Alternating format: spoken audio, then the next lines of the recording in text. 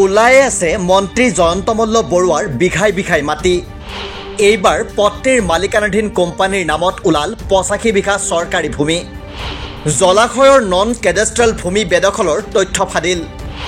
অখিল গগৈয়ে তথ্যসহ ফাদিল কৰিলে মন্ত্ৰী জয়ন্ত মল্ল বৰুৱাৰ মিথ্যাচাৰ। জয়ন্ত মল্ল প্ৰসংগত RSSৰ নীৰৱতাক লৈ প্ৰশ্ন অখিল গগৈৰ। নিজকে ধোৱা তুলসীৰ পাত সজাবলৈ গৈ মন্ত্ৰী জয়ন্ত মল্ল বৰুৱাই দাবী কৰিছিল বিজেপিলৈ যোৱাৰ পাছত একো বেয়া কাম কৰা নাই বুলি।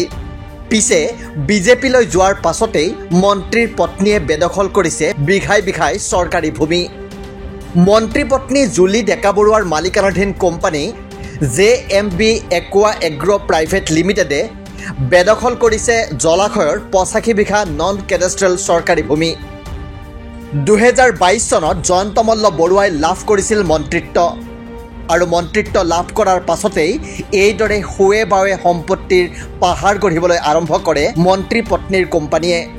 2023 চনৰ 26 এপ্ৰিলত মন্ত্ৰীৰ পত্নী জুলি ডেকা বৰুৱাই তেওঁৰ কোম্পানীৰ নামত ৰঙিয়াৰ কয়া ৰাজচক্ৰৰ কুমটিবাৰী ৰাজহগাঁৱত ক্ৰয় কৰে প্ৰায় 40 বিঘা মাটি। কেৱল ইমানেই নহয়, লগতে বেদখল কৰে বৰলীয়া আৰু নোনা নদীৰ মাজত থকা 85 বিঘা জলাশয়ৰ চৰকাৰী ভূমি। শুকুৰবাৰে এক সংবাদমেল পাতি মন্ত্ৰী জয়ন্ত মল্ল বৰুৱা আৰু তেওঁৰ পত্নীৰ বিৰুদ্ধে এই চাঞ্চল্যকৰ তথ্য প্ৰকাশ কৰে বিধায়ক অখিল গগৈয়ে। মইতো এতিয়া অসমৰ মুখ্যমন্ত্ৰীক আহ্বান জনাইছো, মুখ্যমন্ত্ৰী ডাঙৰীয়া, আপোনাৰ মন্ত্ৰী জয়ন্ত মল্ল বৰুৱা বেদখলকাৰী। তেওঁ নন কেডেষ্ট্ৰিয়েল চৰকাৰী মাটি, নন কেডেষ্ট্ৰিয়েল মানে এতিয়ালৈকে শিকলি নেপেলোৱা, এতিয়ালৈকে হিচাপ নকৰা, ছাৰ্ভে নকৰা আনছাৰ্ভেড মাটি 125 বিঘা যদি হয় তেতিয়াহ'লে 40 বিঘা যদি মই মাইনাছ কৰি দিওঁ কিমান হ'ব? 85 বিঘা মাটি এই মুহূৰ্তত ৰঙিয়াৰ কয়া ৰেভিনিউ চাৰ্কুলৰ অন্তৰ্গত কুমটিগাৰী গাঁৱত নোনা নদী আৰু বৰলীয়া নদীৰ মাজত তেওঁ বেদখল কৰি আছে। বিজেপিলৈ গৈ বেয়া কাম কৰা নাই বুলি দাবী কৰা জয়ন্ত মল্ল বৰুৱাৰ সম্পত্তিৰ তালিকা দেখি এতিয়া চকু কপালত উঠিছে সকলোৰে। অখিল গগৈয়ে এই সন্দৰ্ভত জবাবদিহি কৰে RSSকো। একাত্ম মানৱতাৰ কথা কোৱা RSS এই বিষয়ত নীৰৱ কিয় বুলি প্ৰশ্ন কৰে অখিল গগৈয়ে। অখিল গগৈৰ মতে তৎক্ষণাৎ মন্ত্ৰীসভাৰ পৰা পদত্যাগ কৰিব লাগে মন্ত্ৰী জয়ন্ত মল্ল বৰুৱাই, অন্যথা মুখ্যমন্ত্ৰীয়ে বৰ্খাস্ত কৰিব লাগে তেওঁক। এতিয়া মই আপোনালোকক ক'ব খুজিছো যে আপোনালোকে সকলোৱে জানে যে নলবাৰীখন হ'ল RSSৰ ঘাটি। নলবাৰীখন হ'ল RSSৰ ঘাটি। নলবাৰীত আমি জানো যে RSSৰ বশিষ্ঠ বুজৰ বৰুৱাৰ ঘৰ হয়নে? আমাৰ অসমৰ RSSৰ হেড বশিষ্ঠ বুজৰ বৰুৱাৰ ঘৰ। আমি জানো যে উমেশ চক্ৰৱৰ্তীৰ ঘৰ, ভূপেশ শৰ্মাৰ ঘৰ RSSৰ একদম বাঘা নেতাবিলাকৰ ঘৰ।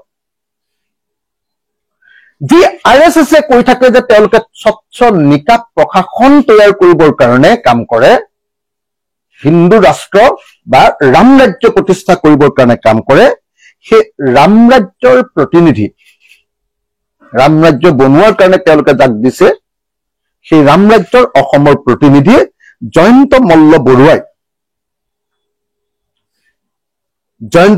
বৰুৱাই একেদিনাৰ ভিতৰতে 39 বিঘা 3 কঠা 16 লেচা মাটি ম্যাদী পট্টা একেদিনাৰ ভিতৰতে কৰিছে আৰু তাত 125 বিঘা মাটি মানে 85 বিঘা মাটি তেওঁ আনৰ পৰা জব্দ কৰি লৈছে, বা চৰকাৰী মাটি হয়তো মানুহে খেতি কৰি আছিলে, পইচা দি হয়তো তেওঁ লৈ লৈছে, কিন্তু চৰকাৰী আনছাৰ্ভেড লেণ্ড বেদখল কৰি ৰাখিছে 85 বিঘা মাটি। এতিয়া মই বশিষ্ঠ বুজৰ বৰুৱা ডাঙৰীয়াক অনুৰোধ কৰিব পাৰোনে যে আপোনাৰ ৰাম ৰাজ্যৰ এই যিজন ৰাৱণ, সেই ৰাৱণৰ ওপৰত কিবা একশ্যন হ'বনে? অখিল গগৈৰ মতে মুখ্যমন্ত্ৰীয়ে সৰ্বপ্ৰথমে উচ্ছেদ চলাব লাগে মন্ত্ৰী জয়ন্ত মল্ল বৰুৱাই বেদখল কৰা এই চৰকাৰী ভূমিত। জয়ন্ত মল্ল বৰুৱাক বেদখলকাৰী আখ্যা দি অখিল গগৈয়ে কয়, মন্ত্ৰী হোৱাৰ পাছত মন্ত্ৰী জয়ন্ত মল্ল বৰুৱাই ইমানেই সম্পত্তি গোটাইছে যে হিচাপ দিবলৈ হ'লে প্ৰয়োজন হ'ব 15 দিন সময়। গোগ ৰাখে মইতো আজি অকল আপোনালোকক 40 বিঘা মাটি দিছো। মই এই প্ৰেছ মিটখন কালি আকৌ 11টা বজাত পাতি দিম আপোনালোকক। কালি আপোনালোকক মই আৰু মই এনেকে পাতি থাকিলে কমেও মই 15 দিন একেৰাহে প্ৰেছ মিট পাতি থাকিব লাগে। মোৰ লগত যিখিনি ডকুমেণ্ট আহি আছে আৰু মই অসমৰ ৰাইজকো জনাব খোজো যে জয়ন্ত মল্ল বৰুৱাই য'ত য'ত প্ৰপাৰ্টি কৰিছে আপোনালোকে মোৰ ফোন নাম্বাৰটোত হোৱাটছএপত আপোনালোকে তথ্যখিনি দি দিয়ক। মোৰ লগততো যথেষ্ট আহি গৈছে। কালি আকৌ এটা নতুন প্ৰেছ মিট দি দিম আপোনালোকৰ সন্মুখত। কালি 11টা বজাত আহিব। মই আৰু এটা আপোনালোকক একেদিনৰ ভিতৰতে কেনেকে প্ৰপাৰ্টি কৰিছে আকৌ দি দিম। এইটো 15 দিন মিনিমাম কৰিব লাগিব। কিমান প্ৰপাৰ্টি কৰিছে 15 দিন। তো মই কালি আপোনালোকক দি দিম। আনহাতে লখিমপুৰত কঠীয়াতলীত প্ৰশাসনে বুলডোজাৰ চলোৱাক লৈ তীব্ৰ প্ৰতিক্ৰিয়া প্ৰকাশ কৰে অখিল গগৈয়ে। চৰকাৰক 48 ঘণ্টাৰ ভিতৰত উচ্ছেদিত পৰিয়ালক ক্ষতিপূৰণ দিবলৈ দাবী জনায় তেওঁ। কালি লখিমপুৰৰ শিঙিমাৰী আৰু এঙাৰখোৱাত কালি আপুনি উচ্ছেদ কৰিছে। আপুনি কৈ থাকে যে নহয় আপুনি অকল মুছলমান মানুহক উচ্ছেদ কৰে, মিয়া মানুহক উচ্ছেদ কৰে।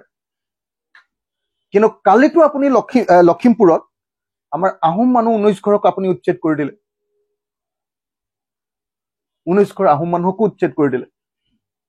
মই প্ৰথমতে লখিমপুৰৰ শিঙিমাৰী গাঁৱৰ আৰু এঙাৰখোৱা গাঁৱৰ উচ্ছেদিত প্ৰত্যেকটো পৰিয়ালৰ প্ৰতি সহমৰ্মিতা প্ৰকাশ কৰিছো, দুখৰ সমভাগী হৈছো আৰু অসমৰ মুখ্যমন্ত্ৰীক তেওঁলোকক অনতি বিলম্বে ক্ষতিপূৰণ সহ তেওঁলোকক বিকল্প মাটি প্ৰদান কৰিবৰ কাৰণে দাবী উত্থাপন কৰিছো। বিধায়ক অখিল গগৈৰ মতে মন্ত্ৰী জয়ন্ত মল্ল বৰুৱাৰ সম্পত্তিৰ যি তথ্য ইতিমধ্যে তেওঁ দাখিল কৰিছে এয়া আংশিকহে। শনিবাৰে তেওঁ দাখিল কৰিব মন্ত্ৰী জয়ন্ত মল্ল বৰুৱাৰ গুৱাহাটীৰ সম্পত্তিৰ আন এখন তালিকা।